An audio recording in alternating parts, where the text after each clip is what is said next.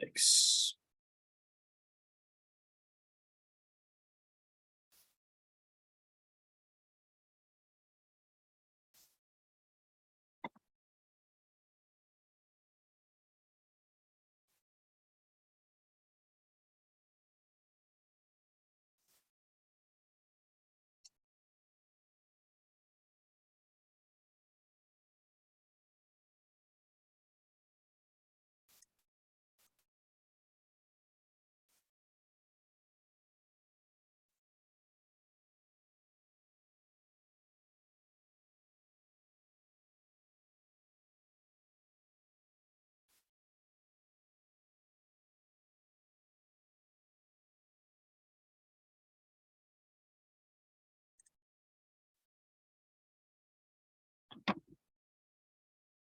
Okay, so it looks like we're just missing a few folks. Welcome. Hey.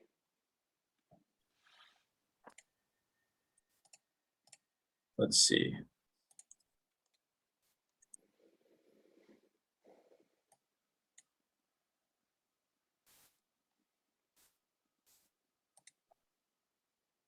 Okay, so we're just missing Kristina.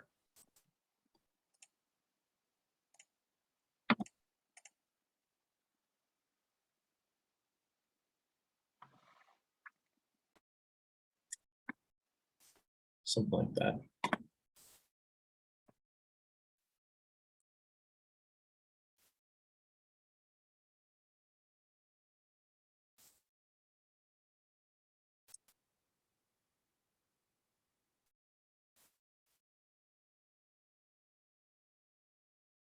Okay, great.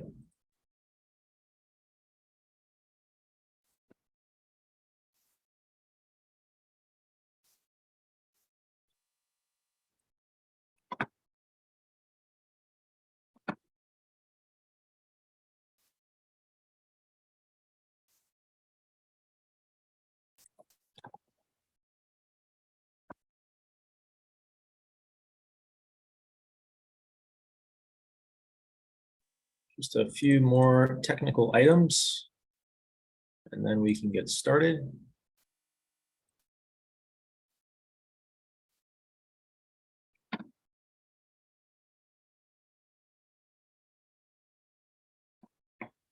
James, I like the Zoom background.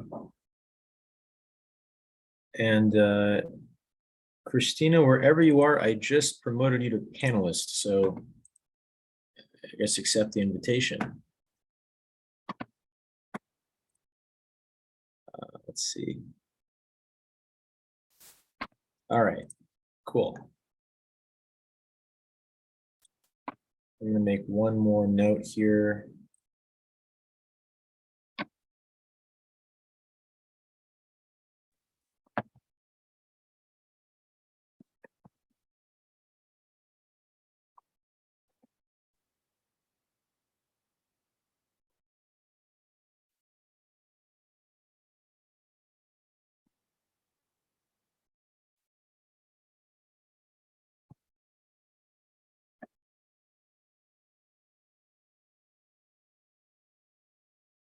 All right.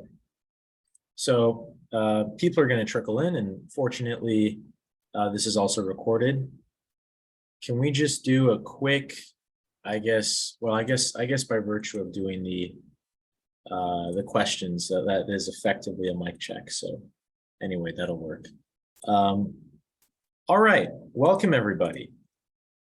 Welcome to the Meet the Founders panel. This is, well, I guess this is the first annual Meet the Founders, but last year we had almost an identical event. We just called it something a little bit different, but very excited for you to join us. Kristina, will you be able to show your video?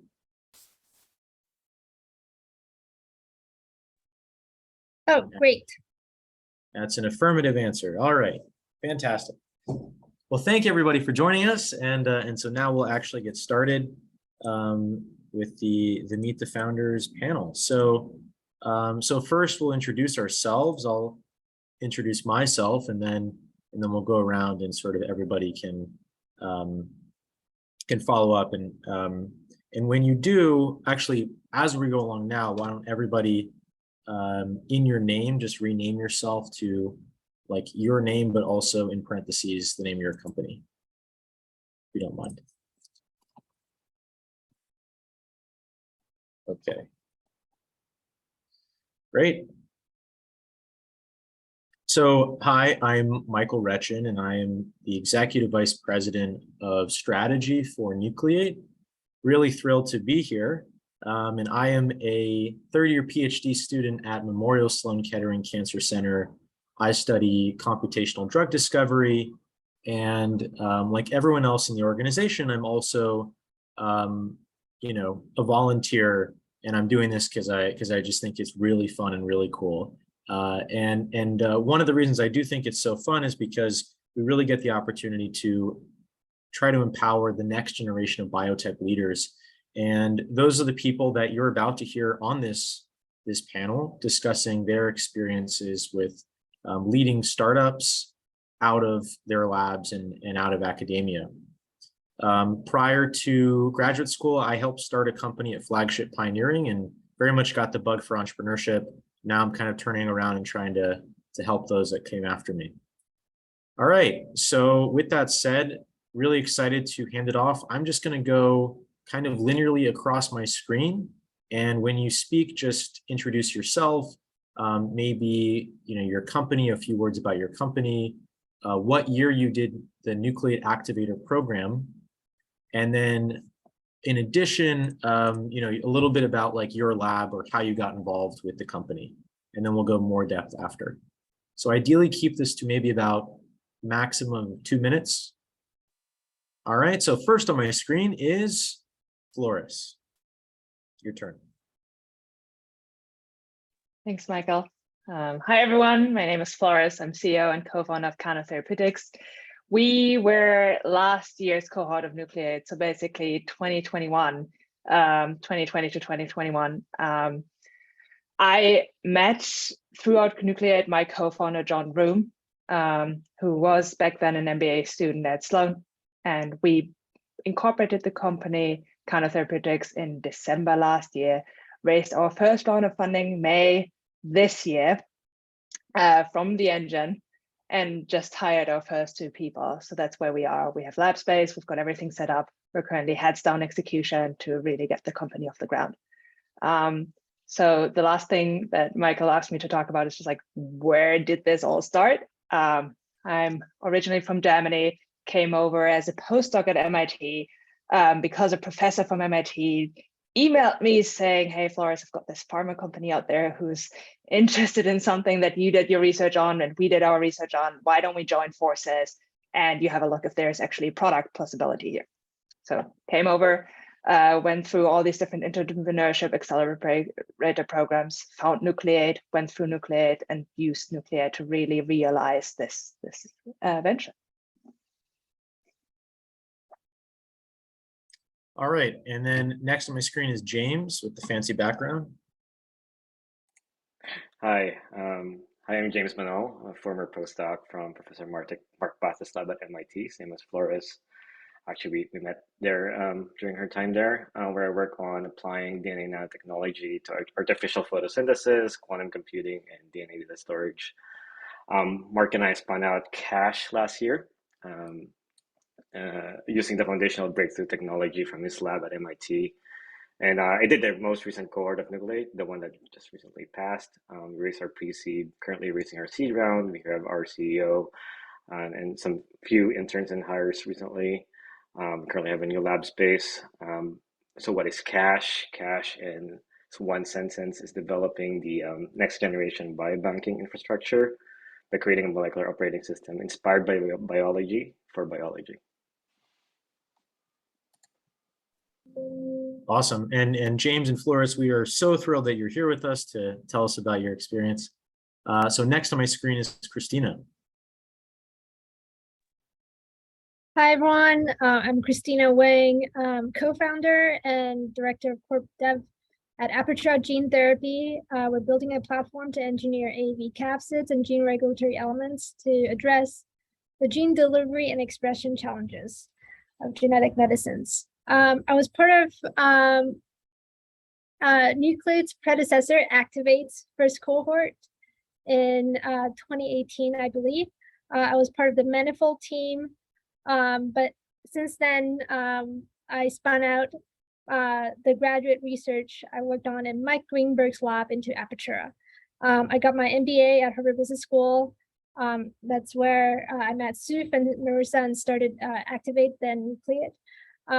And then I also got my immunology master's degree at Harvard Medical School. Great to meet you all. I mean, talk about a stacked panel, and it just gets better because now we're going to introduce Zach. Thank you for that kind introduction. So happy to be here and speak with all of you. I'm Zach Dunn. I'm the co-founder of Gammunity. We are doing next generation cell therapies for treating cancer based on our proprietary gamma delta T cell platform. We are from the first cohort in LA, 2022. So it's really great to hit the ground running in LA. And so I'm a PhD student at USC, and I'm also able to do my research at UCLA, which has been awesome, just experiencing both campuses. As far as our company, we've received a Petrie Award to support our growth, and we're also really excited to file our IP by the end of next month. Thank you. Awesome. So we appreciate you joining us away from that really incredible IP filing. I'm sure that's keeping you busy. Okay, and then last but not least, we'll go with Patrick. Hey everyone, thanks for having me here. So unlike Kristina, I did not finish my MBA at Harvard. So I actually dropped out of Harvard Business School to work on InGel full-time. So the story of InGel started last year, actually. I came to Harvard. I used to work in a biotech company doing BD. So I know there's a lab that's really cool with some really amazing technology, cell therapy in the eye. So I got in touch with the PI. I was pitching PI, this amazing program called Nucleate. So I just got in touch with the PI, and we decided to join Nucleate together. And then I met the postdocs. We went through the program. We really got along. So we decided to spin out and become a company. So what is InGel doing? So we are a cell therapy company focusing on degenerative retinal diseases. We're starting with an orphan disease called retinitis pigmentosa, and we are moving towards other larger indications in the future. So my role, I am the business person. I had most of my career in BD as well as commercial. I worked in Horizon Therapeutics before, and I had a short internship at Genentech this past summer. Thanks for having me here today. Absolutely. We're thrilled that you're here. And so with that said, I think what we should do is take a second and actually acknowledge that for many folks on this call, this may be actually your first introduction to our program. So I do want to take a minute just to kind of run through just generally what is the format of the Activator program, which is this program that we're all talking about, and take a second to explain a little bit about what is Nucleate. So that's going to hopefully do this in about 3 or 4 minutes. Going to be a really fast run through, and then we'll get a lot more color on what this really means as we go along with the discussion. All right, so I am going to share my screen. And it's the usual thing where I ask everybody, can you see my screen? And then you all slowly nod. Okay, so briefly, what is Nucleate? So Nucleate is an organization that builds culture and community. And in particular, we aim to really build the global leader for empowering the next generation of life sciences talent. We're a non-profit organization. It's a registered charity that empowers really the next generation of biotech leaders, but we do that by educating today's academic trainees. So those of you listening in on this call, it's a nonprofit educational mission, and what we do is really free and open to everybody, and that's made possible by our student volunteers. So just in the interest of time, I'm going to skip a lot of this. But I think something to highlight is that we're really focused on kind of reshaping the biotech community in a way that increases access, that last point on the right here, focusing on outreach and making diversity a top priority. We really care a lot about making biotech education accessible for everybody, not just the privileged few. Skip this as well. We're in a lot of places. It's really cool. And we also have lots of other programs, but the focus of tonight is the activator. So I'll skip all the way to there. Slide 22, the activator. This is why we're here. We have 2 different tracks. And if you would like to apply for the tracks for the activator, which is due on October 1st, there's 2 different programs that we offer. The first is the biomedical focused program, the bio track, thinking about therapeutics, diagnostics, and tools. And then the second is eco, so sustainability, thinking about food and ag and how do we produce new types of chemicals and sustainable biomanufacturing processes. Both of these have very similar curricula, but the overall structure here is as follows. And I just wanted to give you this context so that as they're explaining, you'll have something to kind of anchor your perception of what did they really do? What are we even talking about? So the Activator program facilitates company formation through a structured life sciences curriculum. And we're doing this by aligning scientists and business students. And so business students could be like Patrick or others on this call that were doing an MBA or have done an MBA, but it could also be just folks that don't have their own idea. And then the scientists, we would say, are anyone that's applying with an idea, as it relates to the potential for launching a new venture. And then what we do is we really put you together and say, let's have you meet, let's have you mingle, and then mutually decide over the course of November and maybe early December to form a team. And that's really a mutual decision that we can help facilitate. From there, in January, we have all kinds of mechanisms for supporting you through guidance from just this spectacular international network of entrepreneurs, biotech executives, other kinds of founders and investors and senior scientists, as well as free legal counsel and the opportunity to work with clinicians as well. And all of this is completely for free. In the second part of this, which is the spring portion, you're iterating on key components of your science first business thesis. And we have deep dive workshops, which are in the next slide.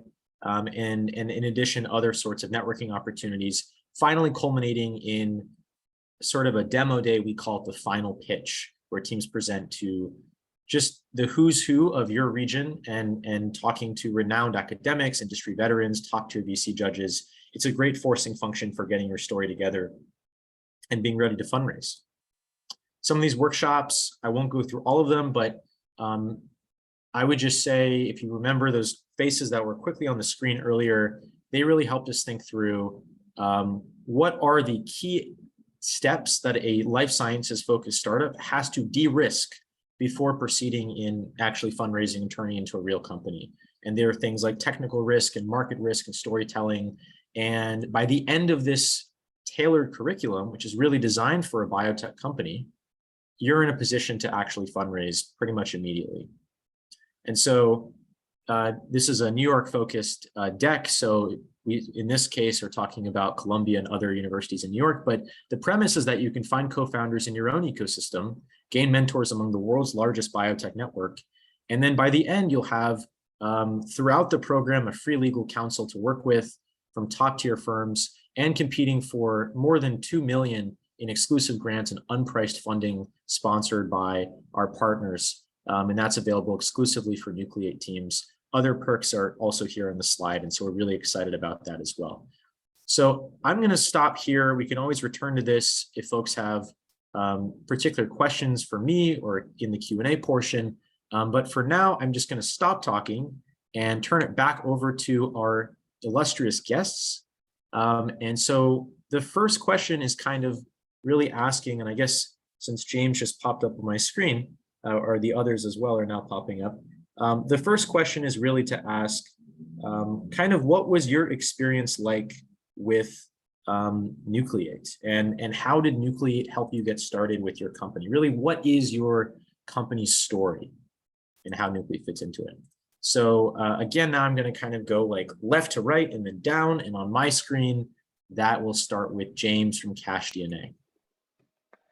Yeah, I mean, Cache, when I joined Nucleate, we were just about to leave MIT to do the Illumina Accelerator. I was debating whether I should do Nucleate, but when I returned from vacation from Utah, Oliver asked me to go grab in a call and tried to convince me to apply for Nucleate. And David McIntyre from Doug Densmore lab also tried to convince me. So like I might as well try it.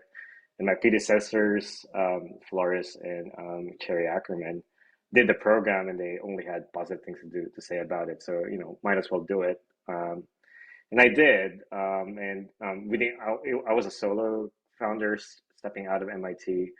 So it was really a struggle. So one of the goals that I had in mind was to find someone there, like a business person in there, because Floris found that person, and also like and Sherry also found those kinds of characters in the program. So might as well, maybe it will be I will have a lot of luck in that. So I joined the program. The experience was great. I think I met Mike Beachy, who's now currently the CEO of Cache. Now I can proudly say we have a Harvard dropout, so that will increase the value of Cache significantly. And Michael Dyson, who is currently a clinical advisor for Cache, was very tremendous in helping us think about the clinical aspects of our technology. There was a lot of skepticism from our advisors actually when I was going through this program, because they thought that the finding co-founders through this format never works. But I think we've allayed a lot of those concerns in my view.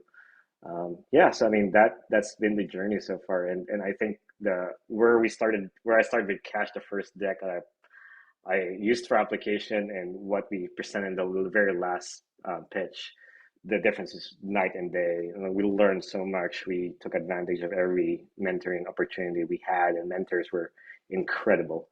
These are leaders in the field, leaders of the big companies, and Illumina, Twist Bioscience, and you wouldn't think that they will be here, but we're a bunch of students and know nothing about business, and so I was very, very pleased with the experience that I had. That's fantastic. We'll definitely touch on some of the points that you raised in a second, but next I want to bring in Kristina.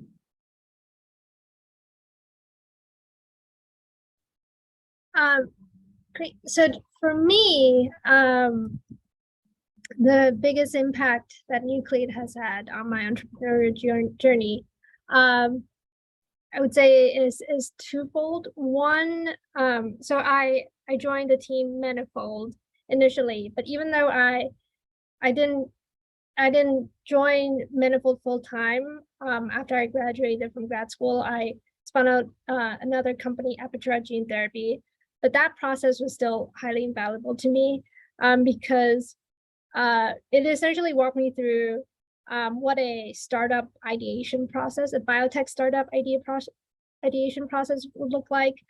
My background previously was an investor, so looking at scientific projects from an investor standpoint, you see the shiny things, you see what works, but being in the entrepreneurial seat, you get into the nitty-gritty with a scientist to understand all the various challenges. As an example of how my experience at Nucleate eventually helped me found Apertura Gene Therapy. So at Manifold is a platform technology looking for a disease application. That problem was essentially my number one challenge in starting Apertura. And the story of Apertura came from my graduate school experience, where I was working on engineering enhancers for gene therapy applications. We eventually combined technology with another lab, and then raised funding from Deerfield, and then started Apertura Gene Therapy. So yeah, overall, I'd say, it's going through the biotech startup ideation process, getting that experience that you can then build off of to do your next thing, or if it's your next thing, or it could be just run with it, and that's your startup, like many others here. But even if not, I'd say, it's invaluable experience that you can build off of. And secondly, I'd say, it's a networking community. I still reach out to Glab peers at Manifold from time to time, just to share, the challenges that they're facing, the challenges that we're facing, and share tips and advice. So overall, it's a great experience. So you would summarize that even if you join a team in that team matching phase, and then you don't end up staying on as a co-founder for whatever reason, it still was an enormously valuable experience. I may be leading the witness here. Yeah, no, absolutely. Because I think it's I mean, it's a miracle if we've actually built teams together, and these teams stay on and actually start a company, and then that continues.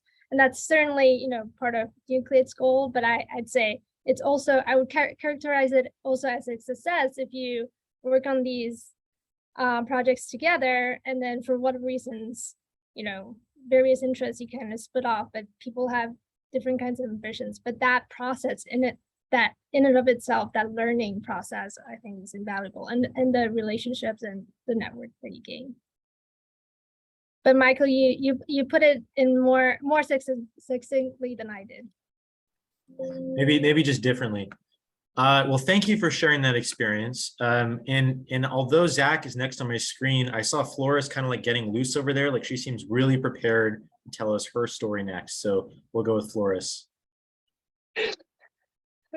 I guess we're all super prepared tonight to tell stories. All right, let me try to just like take the two opinions that we just had and come up with something different. Very important, I think, different to James, who basically saw Sherry and me find people on the MBA side who then eventually became co-founders. I went into Nucleate saying, the worst thing that can happen to me is find an MBA as a co-founder. Well, now 1.5 years later, I must say that was totally wrong. The best thing that could have happened to me was finding John as a co-founder. However, the reason I'm pointing this out is you go into entrepreneurship as a scientist and you have a very specific idea of what it looks like. You know that you don't know anything, but you just like have all these bits and pieces of what you think it should look like. And it's good that accelerator programs like this one give you kind of a safe environment to prove yourself wrong in some cases. Because once you're out there and you are proven wrong, it actually hits harder than an accelerator safe environment.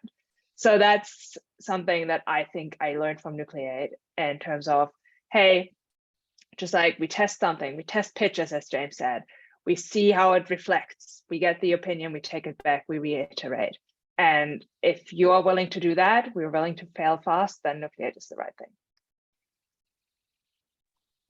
And can you just give us a little bit more of a perspective on, okay, you had this technology in your lab, you were excited about it, it could be a company, and everything that happened after you found that potential co-founder, how did the program help you on that entrepreneurial journey, both during the cohort and also beyond as an alumnus of the program? Yeah, I think the program helps you or helped us in 3 different stages. Basically, you've got your close team that is focused on execution. You've got your medium team that are your mentors, and then you've got your wider team that is your network that you're building. So in a way, if you can compare that, your closest, like building a startup is about fighting wildfires. Your closest team is the team that you can take in and you run into the fire with them. The mentors are the ones who give you like the buckets of water to just like fight the early fires. And then you create the network to understand, hey, can we build an infrastructure here so that we don't fight wildfires with buckets of water in the future, but we actually set up for success.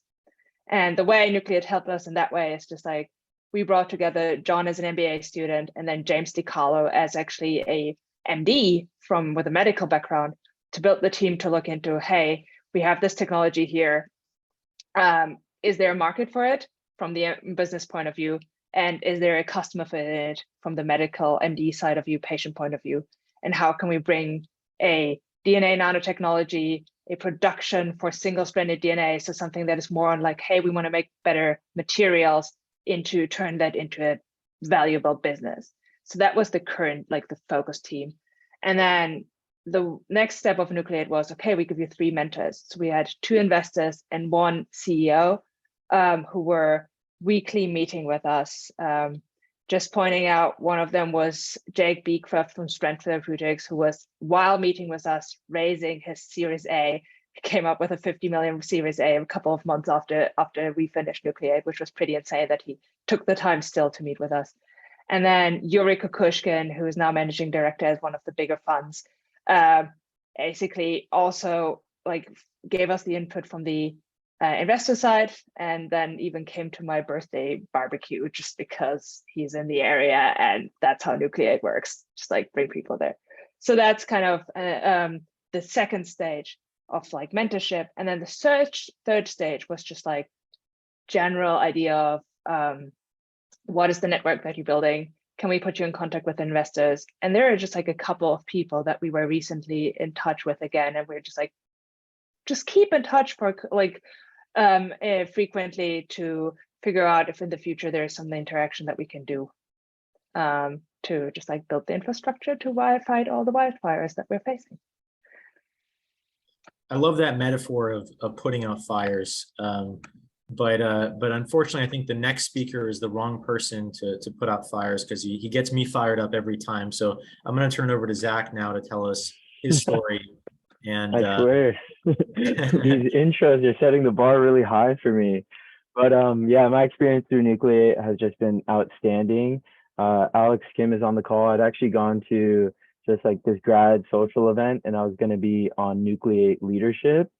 And then I was tasked with, kind of recruiting teams for the program. And that's when Derek and I, my co-founder of Gammunity, started talking. And he actually did 4 years in industry before starting his PhD. And he came back with the main focus of launching a startup company.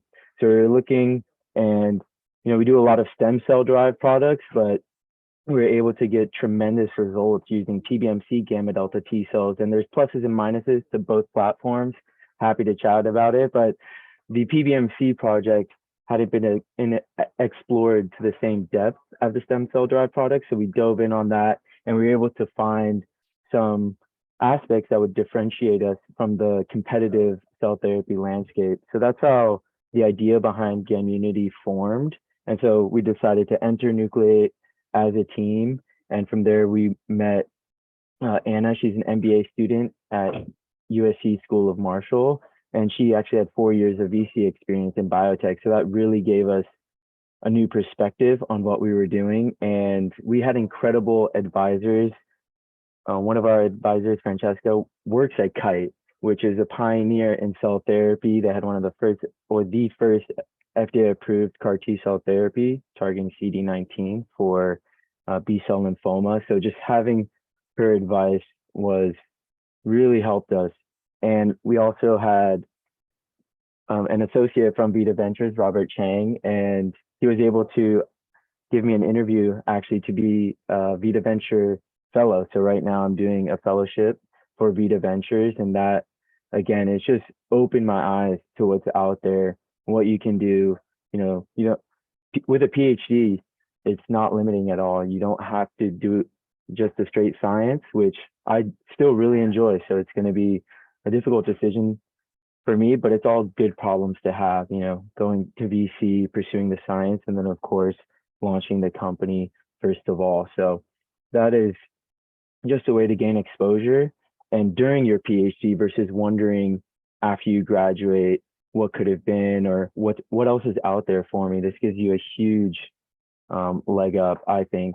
I had no idea what even venture capital was before this experience, and how to fundraise, and how it does really all tie together. And I think that's one of my huge takeaways from Nucleate is, if you know the science really well and you can build your platform, it still takes an understanding of the environment, the competition, and the ecosystem to really get your company off the ground and to be able to build it. We came in to Nucleate with just an idea, and now we're really going for it. And as I mentioned, we have some funding and we're in communication with a lot of different VCs. And so I think it'll be a huge landmark for us once we can get the IP filed, because that's still something that is a bit of a moment during those conversations. But once we can check that box, it'll definitely move us forward. And we have full support from our PIs and scientific advisors, and of course, the Nucleate community. So it can come together. That's what I learned. Yes, it really can come together. And I think that's a fantastic story. And I think it is going to be a big milestone in the next month when you file. So another story of founders coming together, and another sort of business side story. So I want to revisit Patrick's story of being kind of that business founder who connected with the scientists in the program. And if you could just particularly highlight, what was the matching process like? How did Nucleate facilitate your finding that incredible scientific counterpart, and then facilitating your working together and becoming co-founders? Yeah, so my experience is a little bit of an edge case, I would say, because I already know the PI before I came to Nucleate, and in some way, I actually kind of recruited them to Nucleate to participate. But I would say, I think as a business person, it's really important that you develop that relationship with the scientist, and I think that's not something that you can do overnight. I do think Nucleate provides that, kind of a dating period, if you will. And sometimes it works, sometimes it doesn't work, right? But no matter what, I think it's really important to have a period of time that you're working with, folks that you haven't met before. And I assume a lot of people don't know each other. So, and I can talk a little bit more about, my experience as a business person. I probably read more papers than I've ever read throughout Nucleate, than my undergrad. I did a science background undergrad. So I think that's actually really helpful, because even just outside of Nucleate, it really made me, professionally a much more attractive candidate for other type of recruiting. I would have never been able to get the job at Genentech in their BD group. I was the only person without a PhD. I was talking to PhDs all the time. And I think a lot of that was sort of facilitated, right, by Nucleate, because I just became so comfortable working with scientists. So I think even that you're a business student, that you're thinking about, hey, maybe I'm not, ready to launch a startup. I think even just that professional development is very, very, worthwhile, right? So I would approach Nucleate with an open mind. Again, it is a period of time that some of you will have that co-founder, others will have a great, professional development experience, and some will just have a great time. So, I think having that open mind is really key to having a positive experience outside of Nucleate. Yeah, and I want to circle back to something that that was said earlier about having this opportunity. I think it was Zach who said this, right? That you can kind of get this experience during your PhD and not have to wonder what could have been after, or at least have this kind of internal launch pad, safe environment. I think other folks said that as well. That was Floris, actually. And what I wanted to just double click on, as people say, I guess these days, is for Floris in particular, right? You were an international student, and often it can be complicated to start a company as an international student. And sometimes there's restrictive policies, whether or not you're an international student at your own school, as to how and in what timing and what circumstance you start the company. Could you just speak to how Nucleate being a free program and sort of not requiring you to incorporate early may have been helpful in your journey?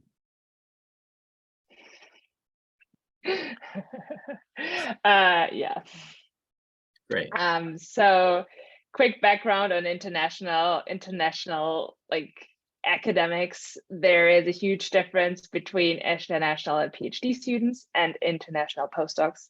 And I think you have to differentiate with them, because as a PhD student, you have a visa, but once you leave your PhD, once you finish, you can go on an OPT and start working on your company. For me personally, I was a postdoc, that means my visa was sponsored by the university, but if I left the university, I would have been left with nothing. And a lot of universities, similar like MIT, normally offer a transition phase to postdocs where you slowly reduce the percentage that you work at the university and you can increase the percentage that you can work in the startup. Now, if your visa is sponsored by your university, that might not happen. And that means you have to do a very harsh jump from being a postdoc into being a founder, which leaves you with the chicken and egg problem, which means I cannot raise money if I don't have a company incorporated, but I need to incorporate a company to raise money.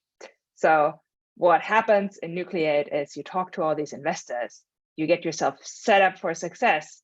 They kind of know you, they know you're validated because you went through that program.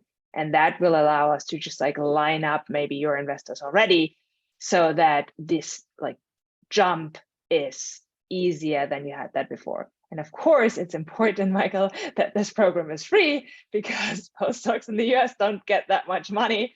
And it's really hard to put money into a cause where you never know if it's going to happen or not. We don't have much play money left when we're working in academia, and we don't have much time to go do extra money on the side. Yeah. And sort of an open question for everybody. What would be your reaction to, okay, it's a free program, but how does this compare to other sorts of accelerator programs that may take equity in your company or things that may require you to pay? I mean, what was your sense of sort of the quality of this experience in terms of how it set you up to continue doing what you're currently doing? Anyone's reaction? I guess I can quickly talk about it because I was kind of pitching the PI, Michael, about Nucleate. I think being a free program definitely brings down a lot of skepticism toward that some PI will have towards accelerator. I think being a student-run program that is a nonprofit, it really relieved a lot of these, whether it's right or wrong impression that PI may have about the industry, right? They kind of want to make sure that, this is their baby, this is their IP. So, if you're going to them with an upfront payment, they're asking for certain equity, I think some PI will just say a hard no, unless they know the program very well. So I think in my case, having Nucleate being a student-run nonprofit, taking no equity, no fees, really motivated the decision from the PI to participate. And I think that's a really important, I guess that's sometimes half of the battle for a lot of the startups. So I think that's actually, quite key towards my startup. Yeah, I think if there are no other reactions to that, maybe I'll go back on script because as the panelists can attest, I'm currently going wildly off script. So the next question I wanted to ask is really, what are the key challenges you faced as a startup founder? So we heard a bit from Floris from one perspective, and I'm sure there are a lot of other challenges as well that you faced, but maybe I'll turn it over to James to just describe, what are those ongoing key challenges you're facing, and what do you wish you knew when you got started on CacheDNA? Yeah, I think to this day, I think one of the biggest challenges I've faced, and to some extent still facing now, is how to explain what Cache does. What we're building is really at the cutting edge. It's so crafting a succinct but very powerful descriptions of what Cache does is really difficult. Analogies sometimes work, but I feel like it's confusing people more. And people who are in the know, like we've met mentors in the Nucleate program, understand without going too much detail. Like, hey, this problem, you're solving a very important problem, easy. But then outside of Nucleate, outside of the accelerator, in the real world, not all investors are like that, or even folks in the pub would not know. It's very hard for me to explain it to them. And so, the one thing I've learned during the Nucleate program is having an elevator pitch memorized. It's probably the most important thing, so that I can just go and do explain what Cache is to the average person walking. You have no idea how tempted I am right now to put you on the spot and give us your Please don't. Yeah, so that was a struggle, and we're still we're kind of have now that storyline that we go through every time. Um, the other question is, what should have I known from the beginning? I wish I knew in the very beginning that I needed to have 5 different decks at any given time. I learned this the hard way in Nucleate because the first one, you get the technical mentoring. And the deck we had was a little bit too high level. It was very geared towards business. And the next one we had was the business model, and our subsequent deck was too technical. And so we didn't have that nimbleness to move around the storyline to make it more accessible to who we're talking to. So the 5 decks that I learned I need to have was that this teaser deck that for investors that understand the space, another teaser deck who looks for ROIs, that how will I make money, a long deck for technically savvy folks, and we've had those which who wants to dig into the science with a fine-toothed comb, a long deck for business-oriented folks, and sadly enough, like, I think we should have had this during the Nucleate times, a customer-facing deck. And now, right now we've learned a lot of the process and through Nucleate. We've crafted along these decks, and so such that we can just give this to people that we think, doing the research who they are and giving them the exact information they would need, such that we can get them to the hook. Yeah. Yeah, I mean, I think that's a really great way of summarizing. I'm curious, and as I turn this over to the other folks on this call, just your reactions. Is he missing a deck? Is there another deck that you would add? And that may also depend on, depending on what exactly your company does. Everyone has the same 5 decks. Well, that's great. See? No, I don't think that he's missing a deck. Awesome. Yeah, I think he has definitely more decks than I have at the moment. And so, Floris, you've actually succeeded in significantly fundraising now. You've just raised your seed. Congratulations. Yeah, we raised the seed in May, it's like a couple of million. I mean, in biotech, we couldn't even call it a pre-seed, but it's just like it's getting us off the ground, which is good enough, right? That's what you want. And can you just describe in that process, what were some of the biggest challenges you faced? What do you wish you knew when you got started? I think one very important part that I think underestimated is how good I should do my homework in terms of valuation of the company. So one important thing, make sure that you know what's the valuation pre-money, post-money of your company. For some people, that might be like very rare, like nomenclature that I'm currently using, but look up pre-money, post-money valuation of the company before you go raise. And especially don't look at numbers that are a year old because they're outdated. And Zach is laughing, but it is true. When you're raising now, don't look at numbers during the pandemic because they're outrageous. And look into that. And then the second important thing, you want to be in the end. And that's kind of something that we learned in fundraising, just to be prepared for that. Yeah, I think that's definitely great advice, and we'll do our best to scrub the record on that. But I think I'm also, actually, there's several VCs on this call, and I think that's not inaccurate. So I'm going to pass it over to Kristina. So you being somebody that didn't continue working on the startup that you were working on during the Activator program, but took some lessons, now taking that into your current company. Again, what are some of the current challenges you faced? What do you wish you knew? And maybe speaking to that, what knowledge did you get from the Activator program that facilitated that? Yeah, absolutely. So I think one thing I wish I knew was stress testing platform technologies that were developed in academic labs and stress testing their reproducibility at scale in a biotech setting. So I think a lot of academic labs, their primary focus is to get a paper out. And so a lot of postdocs, PhD students, they will do experiments so that they can just get a paper out. But that is not the same thing as building a therapeutic product. So even though I didn't go through the Nucleate process, but I think how Nucleate is set up, where you meet with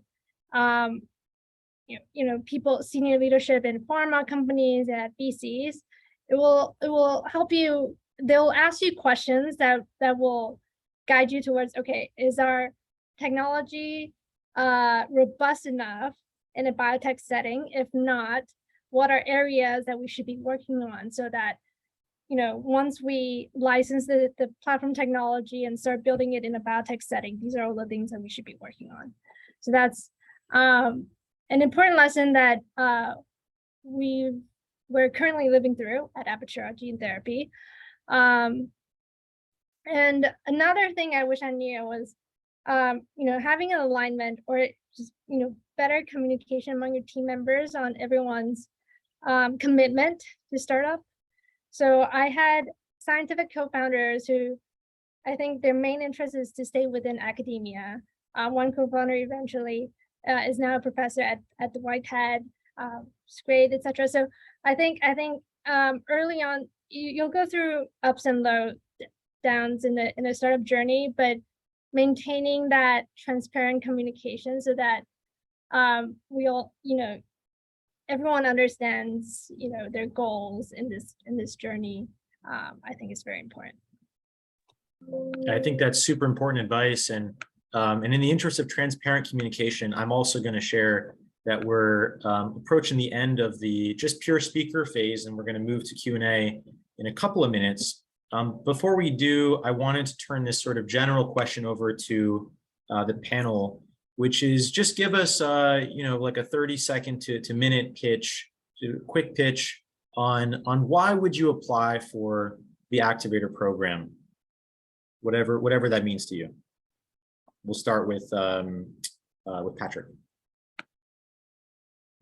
I think you will meet people that potentially co-founder, potentially, people you're going to work with, but for sure a lot of, great friends.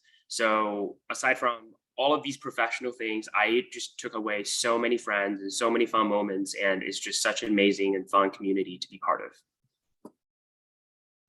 Definitely would echo that. I've made a lot of cool friends who at this point, I think probably going to be lifelong friends. I think it's awesome. So I'm just going to up on my screen now, just call you out. So Floris, you next. I would say you should apply if you go to the moment that you see your mindset is kind of pulled towards entrepreneurship and you don't know why. You just find it very interesting and you don't have the tools to use this curiosity that you see. And Nucleate will be able to teach you the language of entrepreneurship.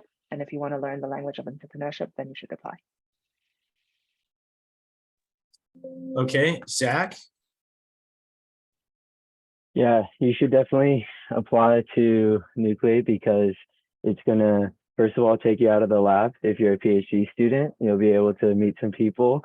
But on top of that, you'll also just gain exposure to, as I mentioned before, so many different ideas, so many different personalities, and it will just give you a whole new perspective on what you're doing and what biotech as a whole is all about. I love that. And Kristina. Yes, I can speak to the business students. I think, one of the things folks might have on their minds is the opportunity cost of time, because I know, going through the program does require a lot of time. At least for me, it has paid tons of dividends. Not only the relationship, the friendships I've made through this program has continued on through these days. I've definitely called some of the people I met through these programs some of my closest friends. But just if you're at all, like everyone said, trying to test, is biotech entrepreneurship a thing for me? Nucleate is a great, safe environment for you to test that hypothesis. Totally. And then last, but certainly not least, as they say, James. Let's see. There's this famous adage that you can't make lab discoveries won't make impact unless it leaves the lab. And I think entrepreneurship is a way to do that, but coming from academia, it's a lot of black box. You don't know what to do. But I think joining Nucleate and figuring out what that process looks like and have a sense of how what it takes to build a startup is very important. So I would encourage people who thinking about it or just even have an idea they want to try, just try Nucleate. It's free. You don't take equity, and it's like Y Combinator but tailored for biotech and green tech. Great summary. And so during this Q&A session, what we're going to do is use the Q&A options, sort of like an interface, which I think Alex has enabled. And I'll also make sure that during this section, we'll ask some questions about like tips for applying and things of that nature. But the first question that we see is, what type of skills do you look for in an MBA partner? For the scientists in the room. And I would actually, let me just quickly clarify, you don't have to be an MBA student to be in the business track. Just have an interest in business and be interested in meeting other scientists with ideas. You could be a PhD student or other sort of technical person. So I'll just make that quickly that quick clarification, but many of them are in fact MBA students. And now back to the answers. Sure. Yeah, I don't have all the answers, don't worry. But from my view, we were definitely looking for someone enthusiastic. The MBA students that we met with didn't all have a background in biotech. That is who we ended up connecting with. She had VC experience and they had invested in biotech companies. So that, of course, is a huge leg up. But one of the MBA students that we were really strongly considering having on our team, he had gone through and read some of our lab's publications. And so we're able to have a little bit more of a scientific dialogue. And it's more just like showing the effort and that you care and interested in the project. I think that's what can separate you. And by the way, this is a free for all. So if you guys want to just jump in with your answers. This also, I mean, on the business side too, if you were in the business track this past year, why do you think you were selected, so to speak? Or previously, maybe Patrick. I mean, I know you sought out the team, but why do you think they were into you?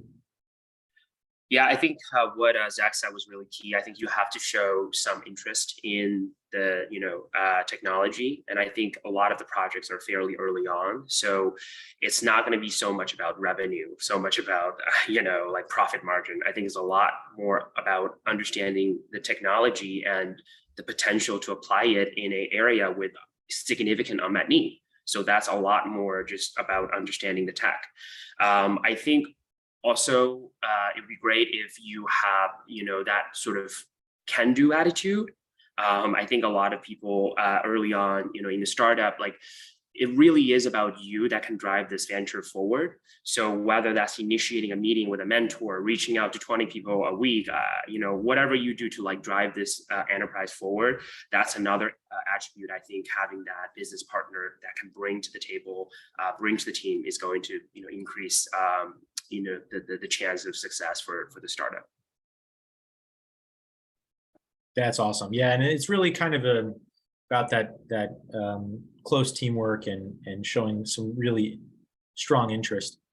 Okay, awesome. So I'm hoping that was just answered live. So I'm going to click that button. And then the next one is, do you need to have IP and or proof of concept nailed down in order to apply? So maybe it'd be helpful when you give your answer to just think back to when you were applying, what stage was it at? And sort of how your stage impacted your trajectory within the activator program.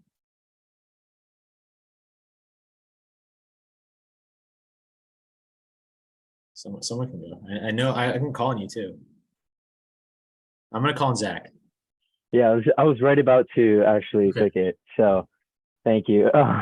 Yeah, it's of course a situation where the more data you have, the better. As I've revealed, we haven't filed our IP yet, but we did have some, in vitro and in vivo data more about our idea, but stringing it all together and really telling a story and making it compelling is of course easier if you have the data.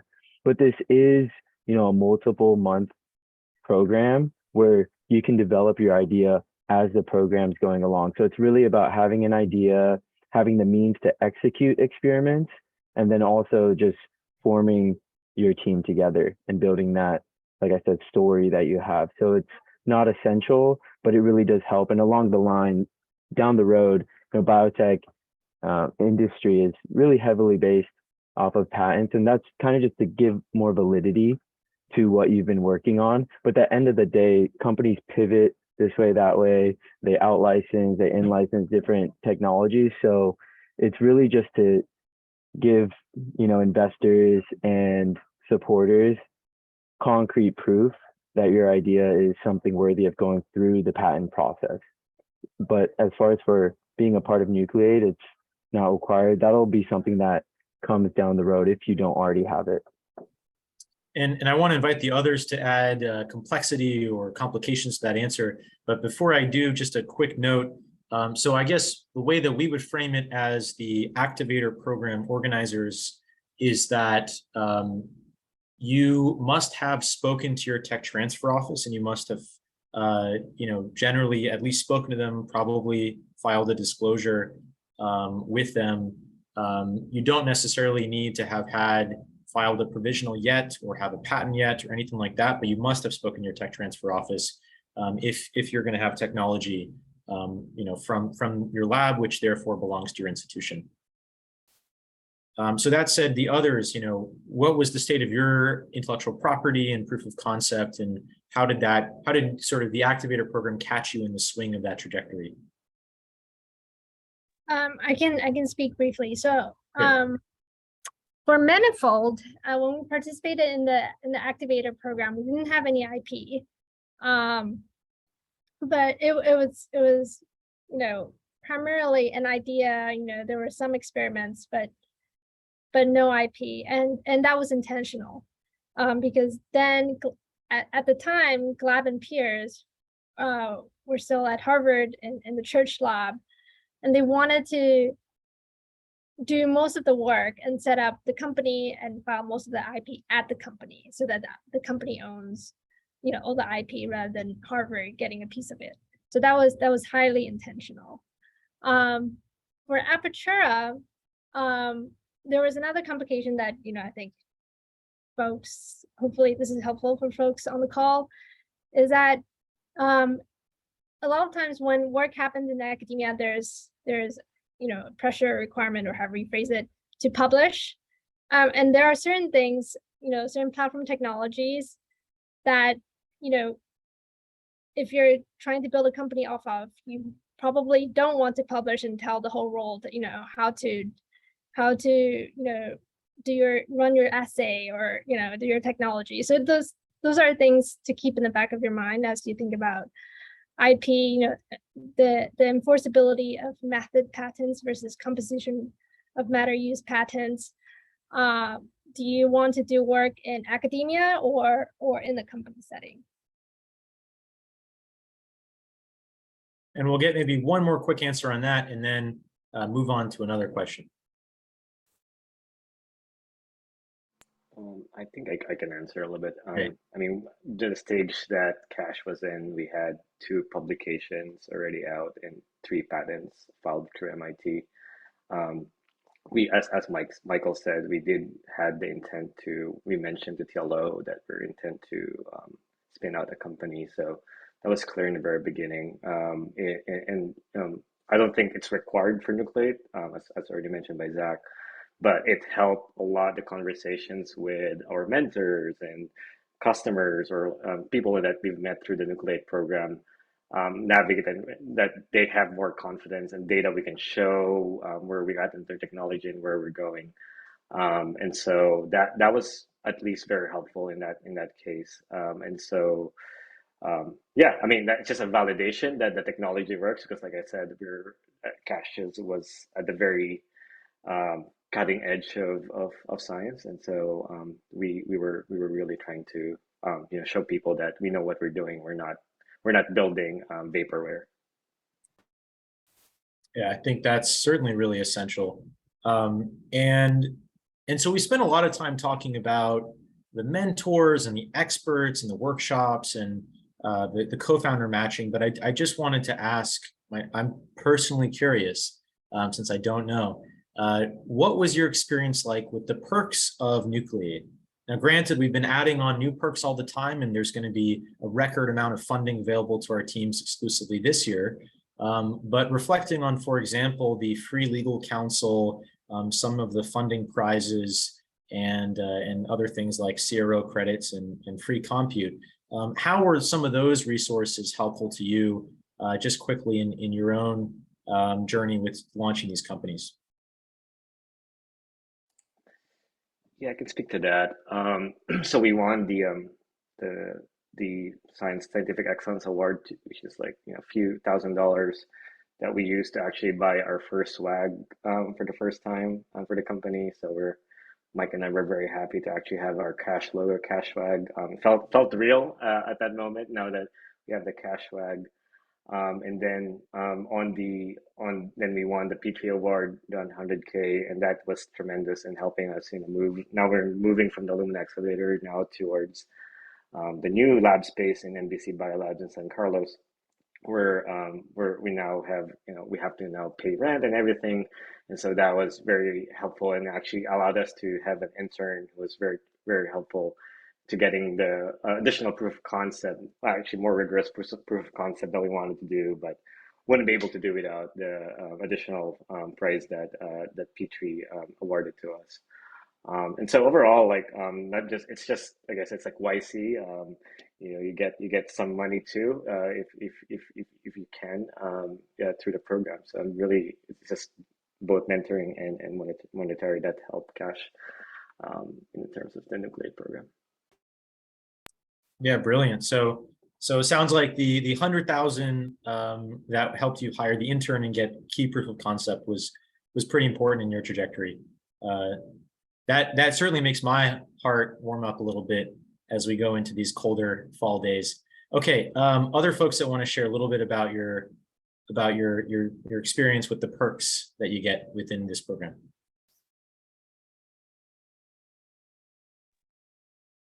I would say a perk that wasn't already mentioned was the Nucleate Summit trip, which was just awesome. It happened recently in Boston. It was my first time ever in Boston. I know I'm the Cali guy over here, but it was just incredible. It was honestly super exceeded my expectations, met people from all different universities. There's chapters, Harvard, MIT, UC San Diego and Texas. They're opening up everywhere, and just getting everyone in the room together was, honestly electrifying. And then we were able to give a pitch, and now we have more communications with additional VCs and consultants. So that was just an incredible perk and just honestly a blast too.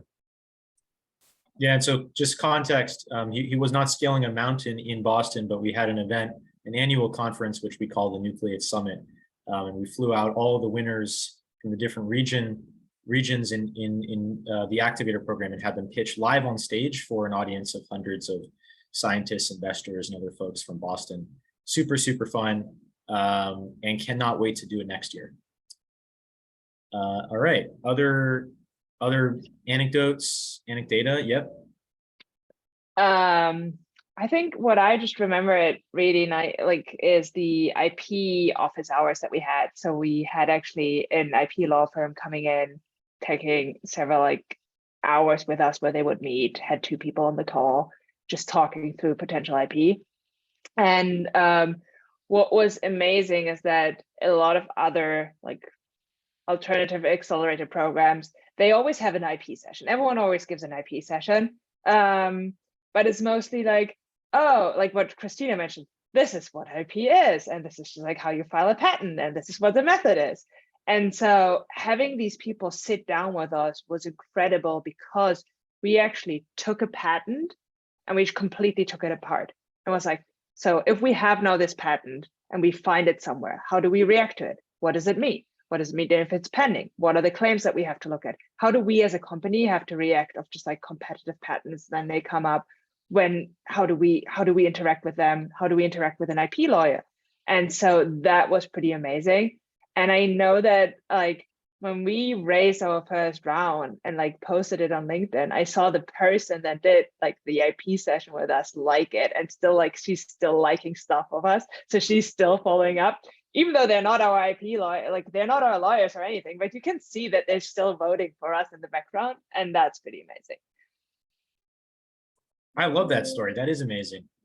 So I'm going to cut off the question here, and I will ask a question for all of you, which is, do you happen to know when the Activator program application deadline closes for any of the listeners? Just like a quick pop quiz of the panelists. Nobody? October 1st, right? It's October 1st. That's right. A gold star for you. October 1st. Please get the application in by then. And we will be extremely thrilled to review it and get you started on your own journey. And who knows, maybe by next year, you'll be on another Meet the Founders panel, but it won't be inaugural. It'll be year 2 and bigger and better. And with that, I just want to thank all of you for your time. The listeners, thank you for your great questions. And the panelists for your fantastic answers. I learned a thing or two, and have a wonderful evening. Any last words to my friends on the panel? No, just some gracious smiles. Okay, thanks everybody. Have a wonderful evening, and we'll see you next year. Bye. Thanks, everyone.